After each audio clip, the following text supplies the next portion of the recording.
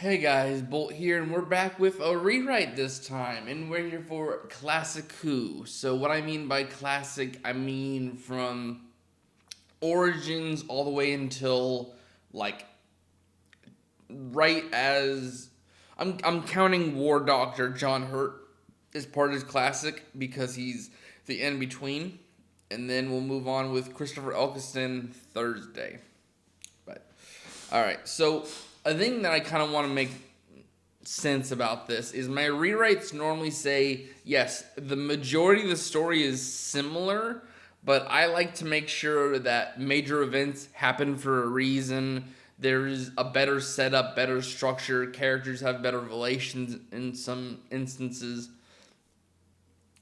The biggest thing with Doctor Who is things happen for no reason most of the time.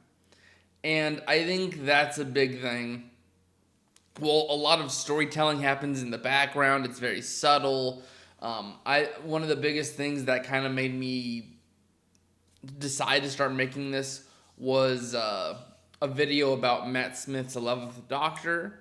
Apparently, a lot of people don't remember this, but like Matt Smith is like one of the darkest Doctors because he's the end of the timeline in his idea because when he's about to regenerate, he thinks he's gonna die.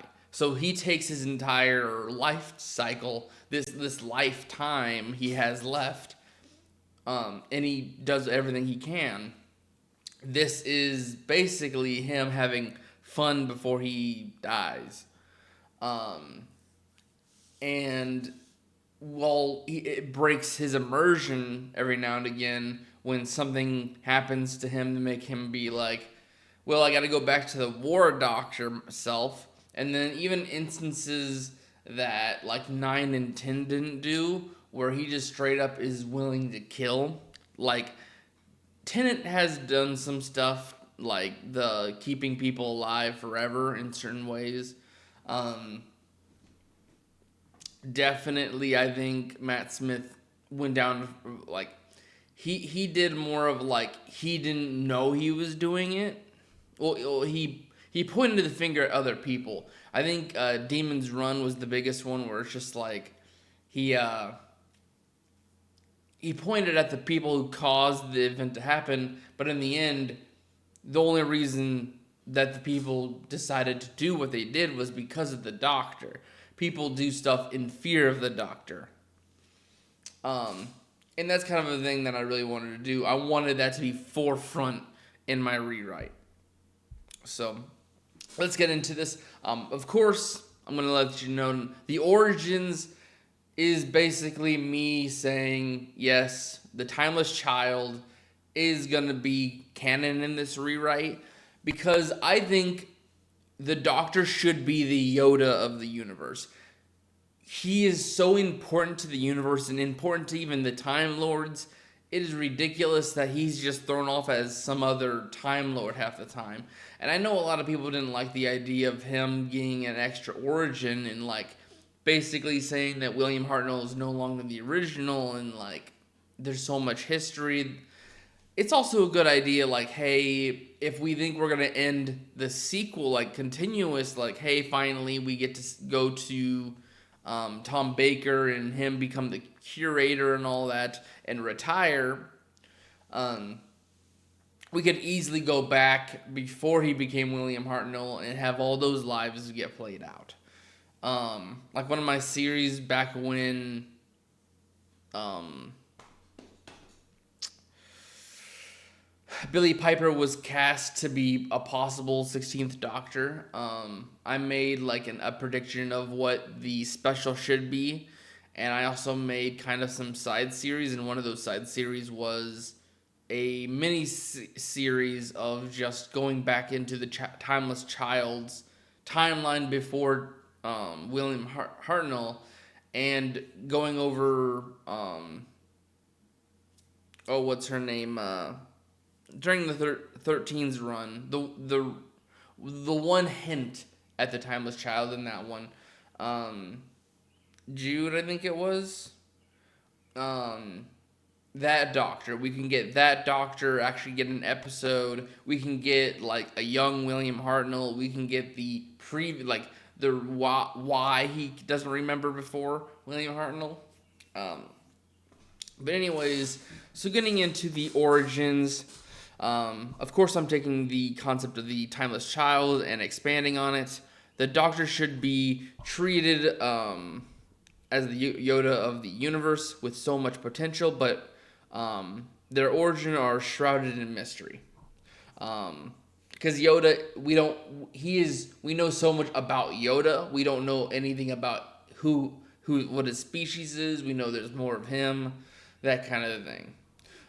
In a young universe, some early Gallifreyans civilized. Some early civilized Gallifreyans find a child on a spaceship during a rescue mission, responding to an SOS from the ship. There was no other survivors. The ship and the child are made from unknown elements, possible another existence. A big thing I wanted to kind of constantly get poured. The Time Lords if it is, it should not be considered the species. It should be known as this is the like subcategory of it. The Time Lords are only the ones who can regenerate. There should be just basic citizen Gallifreyans that live their life. I think I didn't get around to, but I think when they become Time Lords, that's when they become sterile. Because originally they could, but when they limited it, it's like, hey, people are going to live for very long periods of time. We should make it to where they can't have kids. Very similar to real life, there was a conversation of people that live very long. Like, if we could live 1,000 years, should we allow people to have kids? Because that means we'd have an overpopulated Earth very quickly. And that's kind of what they had to go through. And another one I wanted to make sure is you aren't going to make the Doctor this guy who has nothing to do with the Gallifreyans. Yes, he's the reason why they had become Time Lords, but he should not deal with being sterile. And that would make it to where it is possible that Susan comes about. But going back, Tecteun, I can't remember her name, the woman who finds the Doctor and basically adopts the Doctor, is a scientist who studies biology, decides to adopt the child as her own. Sadly, one day while playing with one of the Gallifreyan children, there is an accident, leaving the child in a poor state. Tecteun tried her best to save them, but the injuries were too severe. A light made of stardust fills the room, with another child reappearing, calling her mom. So this is the first instance of regeneration to this universe. Discovering of regeneration, Tecteun, while filled with joy about her child returning to her, an overbearing curiosity fills her mind, the thoughts starting to run rampant, all asking the same question. Is this something that can be achieved for others? Tecteun locks herself with the child away from the public. She runs experiments trying to unlock this ability to continue life after death. It took until she almost dies of old age. And the harsh experiments forces this child to go through so many other regenerations. It had to be at least 12 times before finally getting it right.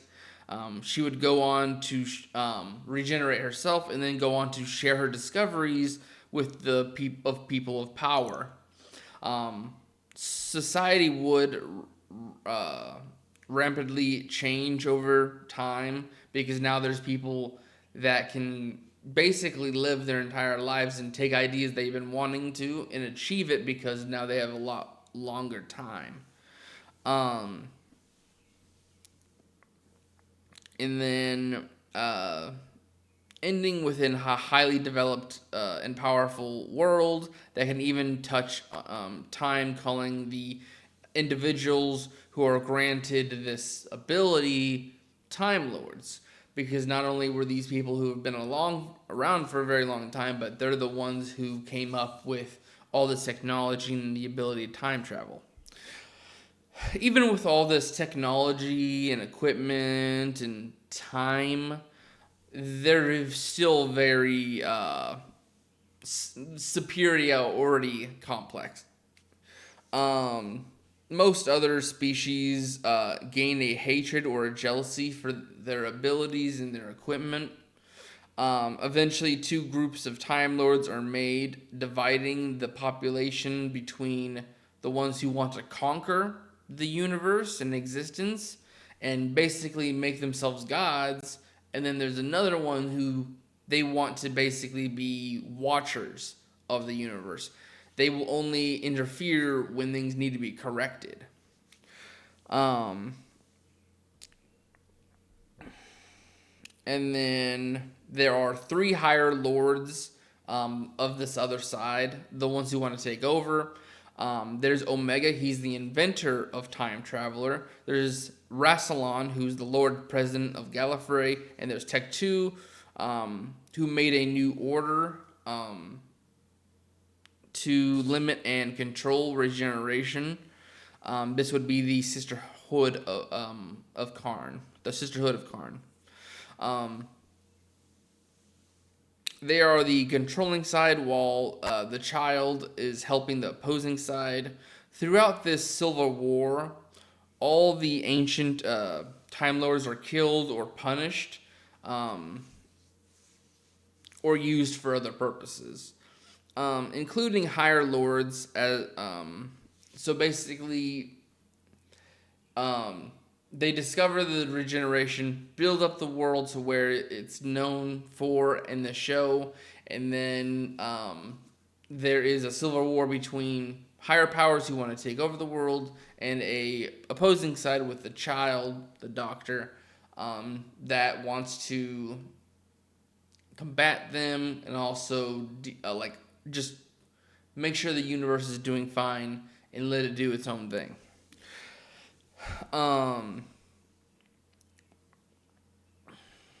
Let's see here. And then of course, basically, I got rid of any Time Lords who could constantly regenerate, or like the only ones that do exist are like the Weeping Angels of old. I think it is the ones that gave Wilf the idea that would make the events of End of Time happen. That's kind of what you see. And then I would also like things like the TARDIS and the Moment to be Time Lords that have been like the ancient Time Lords to be put into those devices. As the past becomes legends and myths, even a lot of the origins of the child are buried and forgotten, and the child, in a decision to lose themselves as the last link to the past, their memory is wiped for a new era. So eventually the child, sometime after the Civil War, decides to just completely cut ties with the past and continue forward as the Doctor.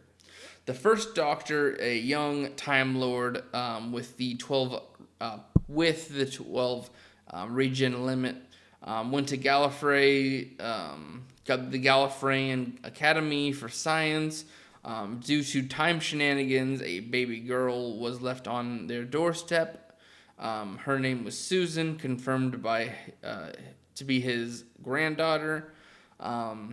When Susan was 13, the Doctor nearly I put them about 1,200 years based on the 11th Doctor, so about a 1,200 year lifespan per regeneration.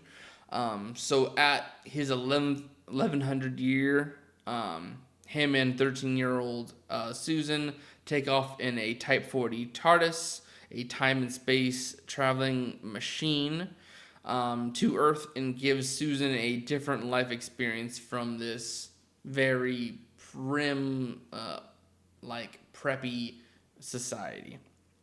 When Susan turns 15, her teachers Ian and Barbara follow her back to the TARDIS for a wellness check, and they are wrapped into adventures across time and space.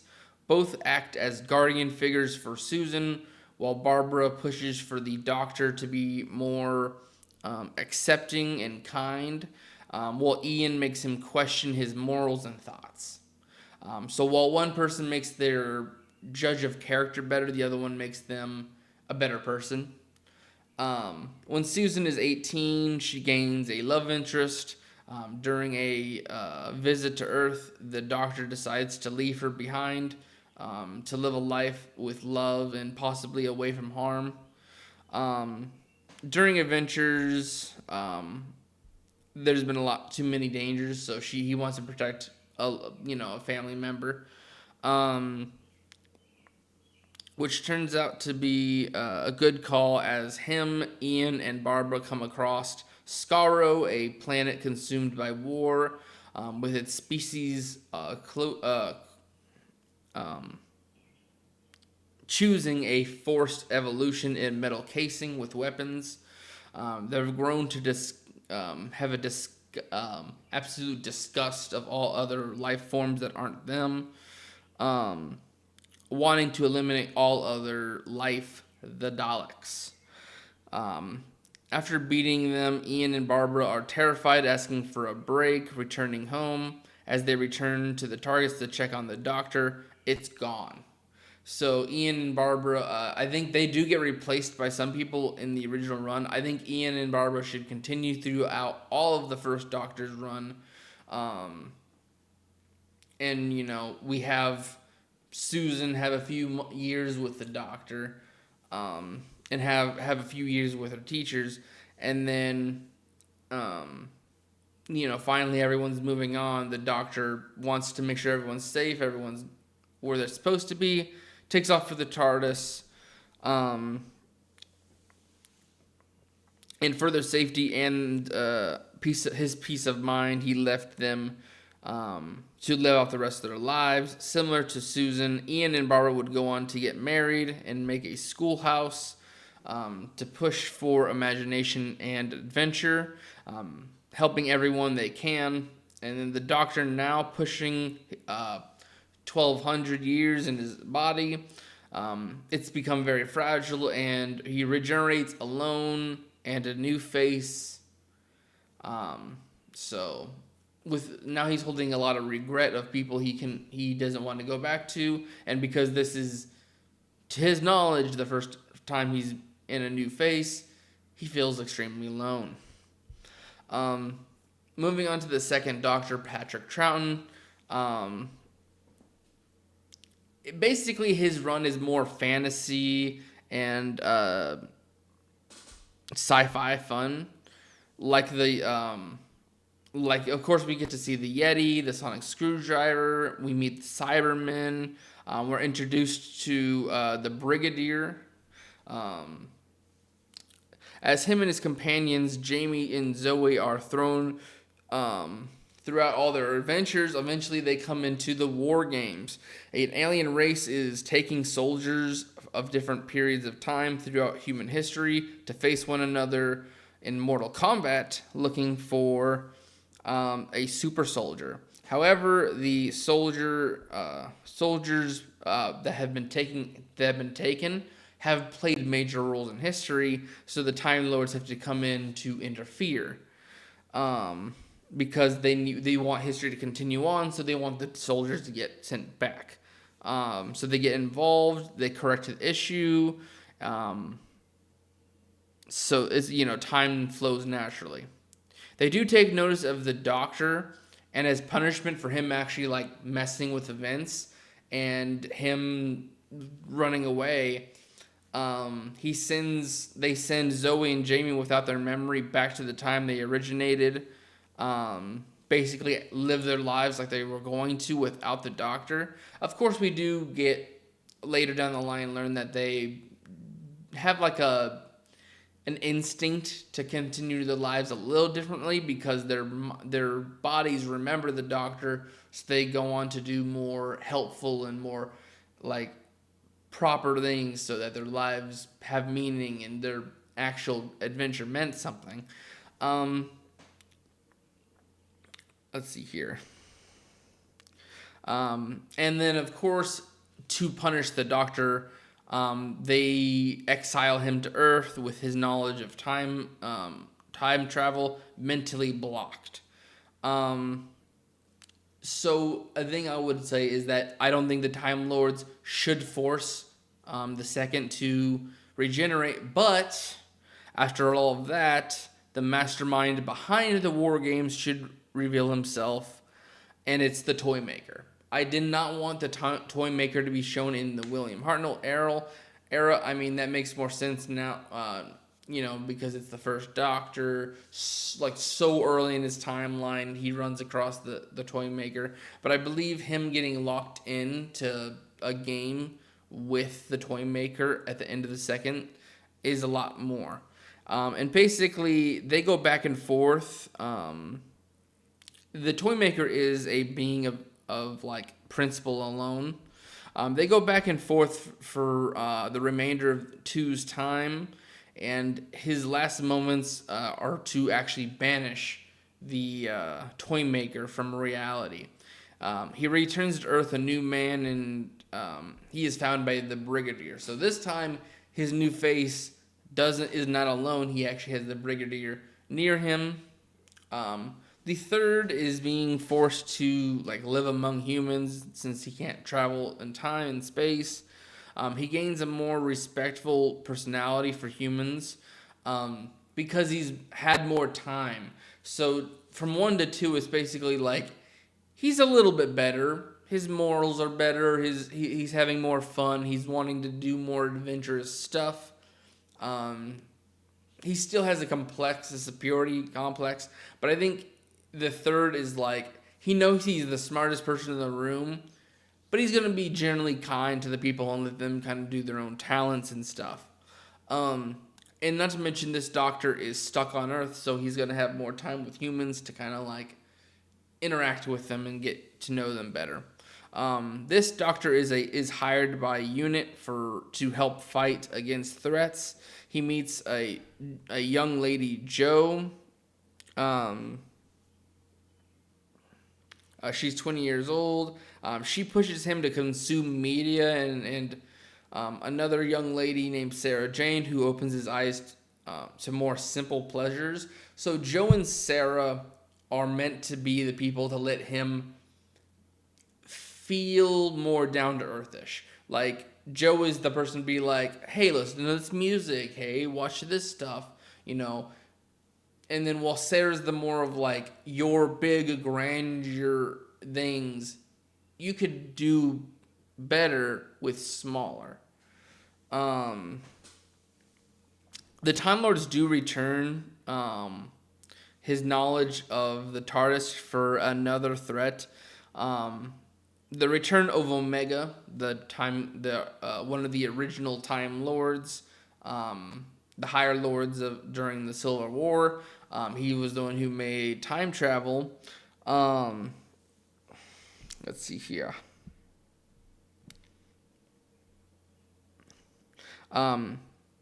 He did a desperate move during the Civil War that backfired, creating an antimatter dimension with him made as an antimatter being, making it next to impossible to return without destroying everything, without someone to take his place. So he wants the Doctor to replace him so he can return back to the physical plane. The normal universe. And to help him, the Time Lords send in the second Doctor, with the first only contacted to inform the other two.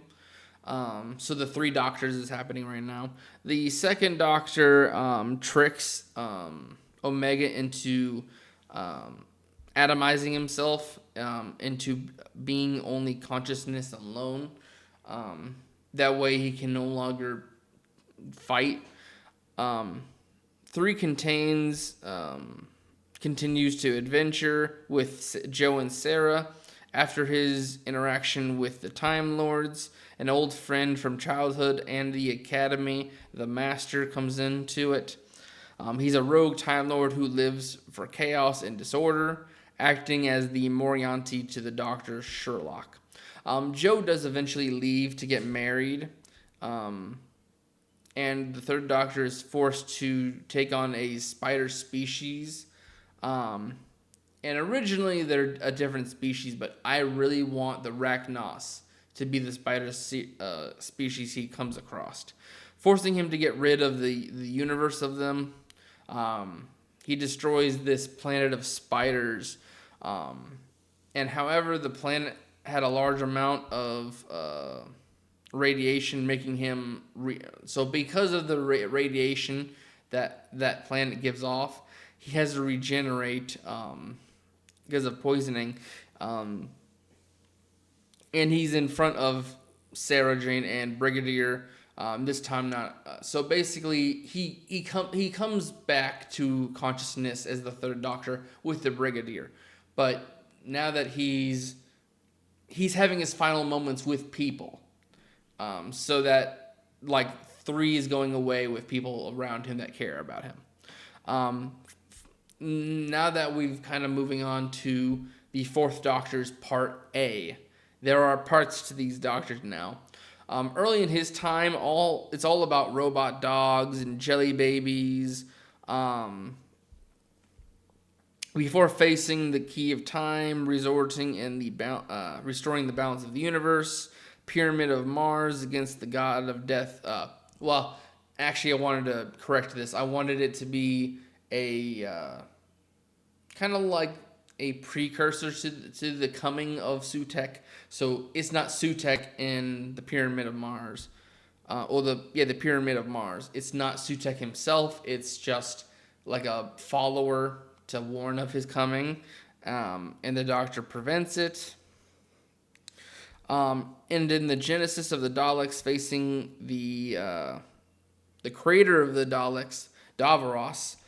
And it's heading towards a possible war with the Daleks and the Time Lords. Similar to Ian, Barbara, and Susan, Sarah is left on Earth with an excuse of the Time Lords might remove her memories, just similar to Zoe and Jamie. So while Joe left because of love, Sarah, basically with this upcoming conflict with the Daleks, he thinks it might get pretty bad, and his excuse is it's not just he's trying to get away from telling her straight up, I'm trying to save your life by leaving you, because most of the companions will go, hi ho Silver, let's go, but he'll bring up the like, everything I've done will not matter because the Time Lords have done this to me before. Moving on to Part B, he wouldn't be alone for long, as he wishes. So against his wishes, he gets another companion, Leela, who's a savage warrior. She's fascinated by everything, but she's very quick to violence. The Doctor becomes president-elect for Gallifrey for many issues that are coming up. This gives Leela the opportunity to meet and fall for a Time Lord guard. Andred, I think is how you pronounce it. As the Fourth Doctor continues,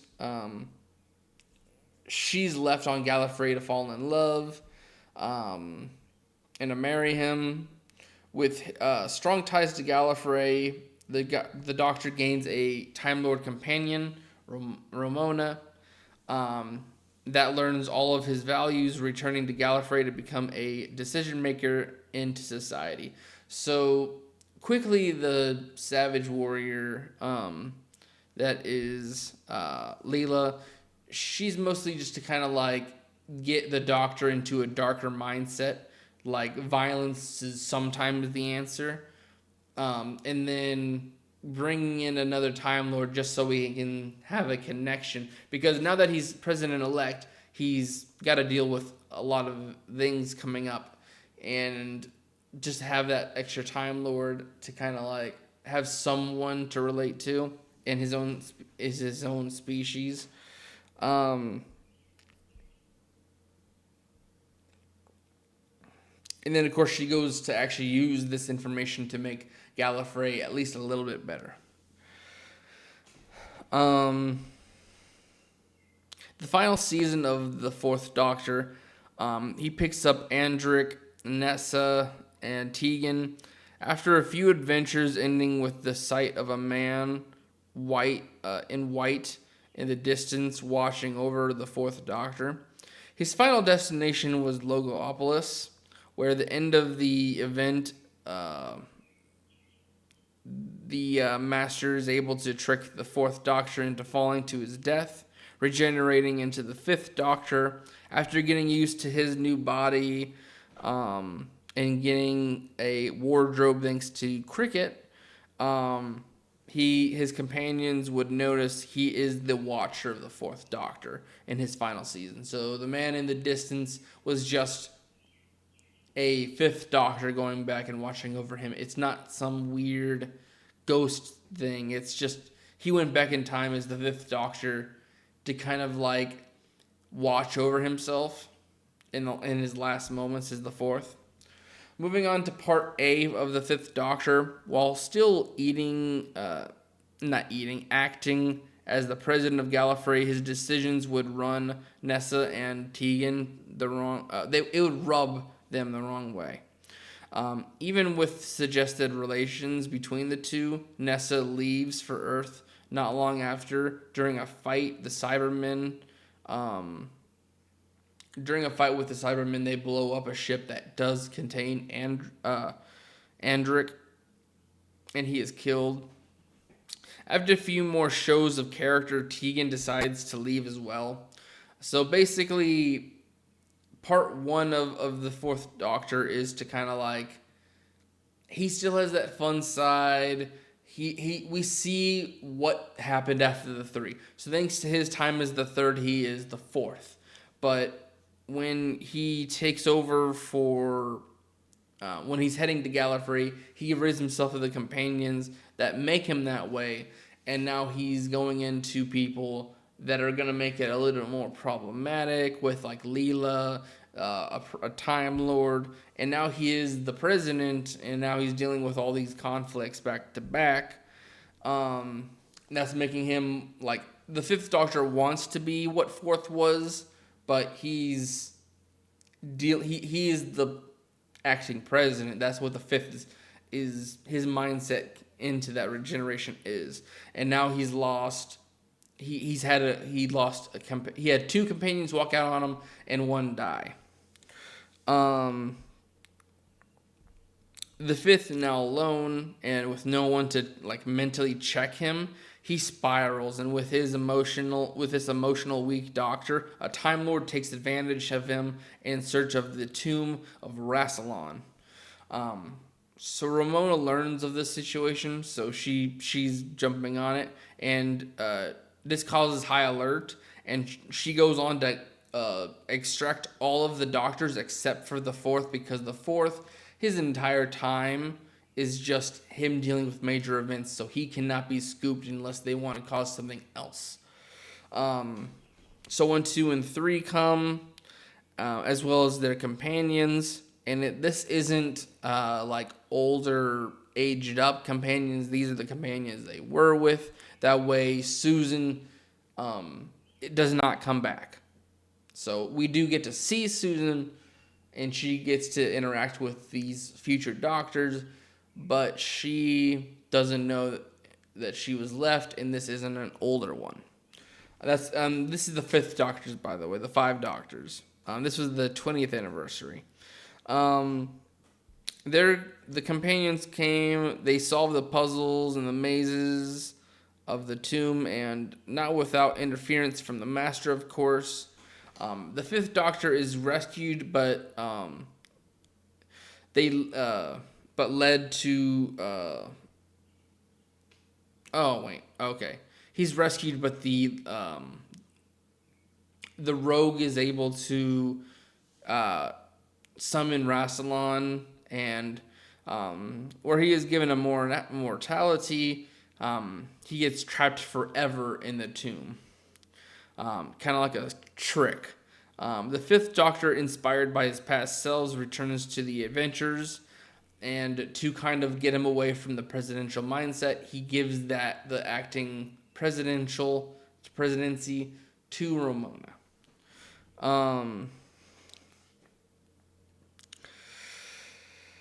Let's see. As he escapes into his from his freedom of duty, we go into 5's section B.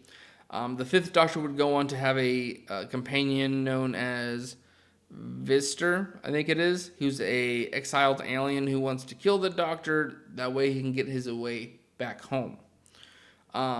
He also runs into Chameleon, or whatever. It's a shape-shifting android. He left for being... Oh, wait.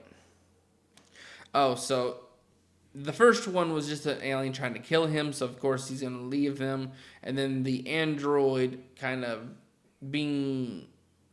not getting told truth. He doesn't like someone being around him that lies. He finds himself on Androzani, in a chemical warfare with Sharez Jek, I think it is. He's poisoned, and a human abducted named Perry are able to escape, but sadly they have enough cure to save Perry, but the Fifth Doctor is regenerating from this. The Sixth Doctor, this regeneration felt different. From stress levels high, his emotion distress, as early as the Fourth Doctor. I mean, of course, there's moments in 1 to 3 that would add to it, but the Fourth Doctor being thrown with all these big responsibilities and major threats made him into this. And during this incarnation, into an this turned him into an unstable and a very emotional being. The Sixth Doctor has a short life. Perry tries to stand by him in his early confusion, but she leaves for her own safety. During his loneliness, he is brought in by the Time Lords in trial against him from another dimension, the Valeyard. So basically, they want to make sure the Doctor isn't doing too much damage to the timeline. And now there's this other Doctor who's known as the Valeyard, who is wanting him to stand trial. And unlike the Doctor, he is quick to action, mainly violence. The Time Lords force the Valeyard home, closing off all the dimensional travel. He compared his most recent choices and he compared his recent actions to the Valeyard, wanting to choose a better path, and he would gain a new companion, Melody, who would push him back on him with more backbone. So while Perry is a nice companion, she does her thing to try to get the Doctor on his feet after regenerating, but Melody is the one who, with a little bit of, you ain't doing nothing to me, you're getting to deal with me, having that little bit of attitude in her makes him kind of deal with her. And now with his mood a little bit better, his personality turns the corner, and they are attacked, sadly, by another rogue Time Lord, the Rani. In this excitement, the Sixth Doctor hits his head, and it fatally injures his head. He regenerates into the Seventh Doctor. The Seventh Doctor, he's more calm than Six, but he has more genuine good relationships with Melody here. That helps a lot. Um, they would part ways, however, with them just wanting to do their own things. Melanie going on to return to her life, while the Seventh Doctor would become a professor, meeting with one of his students, Ace. Ace is a very quick to violence delinquent. He would try and teach based on his time as the Sixth and trying to like, hey, you're on a way of anger. You're going to affect a lot of people's lives. Let me teach you a few things. Ace would learn a lot, but would notice that the Seventh Doctor would really like to use his words instead of fist, so he would manipulate them, and she would call him on this because it's very narcissistic and very hypocritical. They would part ways in anger to avoid falling into emotions. The Doctor isolates himself. He was called years later into a conflict with an old, decaying, degraded master, hell-bent on stealing his remaining regenerations. They fought until the master fell by his own impulses. After that, he took upon himself to transport. So the Doctor transports the remains of and the essence of the master to Gallifrey, as they were once friends, practically brothers. So he still has a connection with him. In science and in home, they were brothers. Before he left, he would take a step on Earth to post some letters for his companions in the past, and then try to connect, and even those that left on bad terms, like Ace, Nessa, Tegan. He would like to actually like reunite with them. He left the TARDIS as a mistake in parking in America, right into a gunfight. So after the gunfight, he's taken to the hospital, but without help of UNIT. They don't know how his body works. There were complications during the surgery. This would sadly leave Seven in the morgue. And he would regenerate into 8th Doctor Paul McGann. 8 would wake in confusion, trying to gain his bearings in his new body. The Master would find his way to at least have a physical form enough to try and again steal the regenerations of the Doctor that remain. He would take over the TARDIS and try his best to get at least a few regenerations off the Doctor before. So what is it? Oh, okay. So he would try to steal the Doctor's regenerations, but he would steal just enough regeneration energy to heal himself. So the Master gains enough to keep his body. Because a thing I don't think I mentioned, but this is the same Master because his actor didn't pass away. This is the same Master from the 3rd Doctor, and I'm thinking because he's very quick to violence, he has he's been going through way more regenerations, and this is his final regeneration. From the 3rd one, slowly aging, and then eventually here at 7 and 8, he's just so old that his body's giving out. But he's fighting just for the plot here. He would be able to at least live out this life with that face. Before being beaten and turned into Gallifrey, 8 goes on to have a few more adventures, so few before a war between the Daleks and the Time Lord finally start. The Time War, he tries to avoid the best he could until trying to save a ship's pilot, Cassidy, who rejects his help because he's a Time Lord, not wanting to leave her there to crash.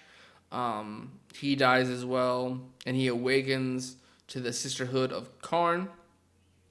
He is pushed into choosing a regeneration meant for war, calling himself the Warrior, who took it upon himself to try to finish the war with all of his lifetime before ultimately ending the war with a complete utter destruction option on both sides.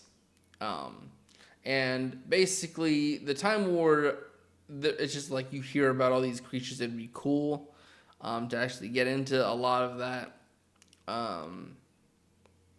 But basically, he would die of old age, and he would become Christopher Eccleston's Ninth Doctor. I'm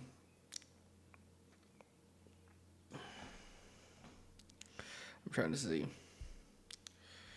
The Ninth Doctor would be riddled with regret and grief, holding the end of both species on his shoulders. He returns to Earth in 2005 to get a small return to order kind of thing. He wants to get back to being the Doctor again. To find an ongoing invasion happening during his exploration of a building that's in interest. He runs across a young woman, Rose Tyler, and they would go on to adventure for a year from the end of Earth to the game station for fun. They'd meet up with Captain Jack Harkness, an agent of the new combative unit, Torchwood. Rose and Jack would help give Nine hope again, for to be shadowed by the return of the surviving colony of Daleks with a emperor. So basically, Nine is just like trying to get back into the Doctor role. We have the whole thing with Rose's father. We have that one person that was a companion for a singular episode, but got an implant, which was one of his rules. One of the few times we get to see someone actually go fully against the Doctor's wishes. Meeting Jack, meeting Rose, learning about Torchwood. And now that there's Daleks back in a deadly defense against them, the Ninth Doctor would send Rose away in the TARDIS. Nine considers a kill switch to save the Earth. However, with Rose and Jack's help, he chooses to he rather die. So because of his time coming back to as the Doctor, he regains his mercy and his want to keep things alive. However, okay, there's that. Rose is able to return by breaking the console of the TARDIS, absorbing energy and becoming the big bad wolf, ridding existence of the Daleks and torturing. And returning Jack, who was killed, back to life forever. So the Ninth Doctor saves Rose from burning up from the energy, sacrifices his own life, into becoming David Tennant's 10th Doctor. So I was supposed to end off at war, but the Ninth Doctor has such a short paragraph, I just wanted to throw it in there. We'll start with 10s. 10 is going to be a little bit. 11th is going to be a little bit. 12th is going to be a little bit. 13, not so much. And then David Tennant's quick 14th Doctor. I'll mention all that in Thursday's video. I'll see you guys then for the rewrite of New Who.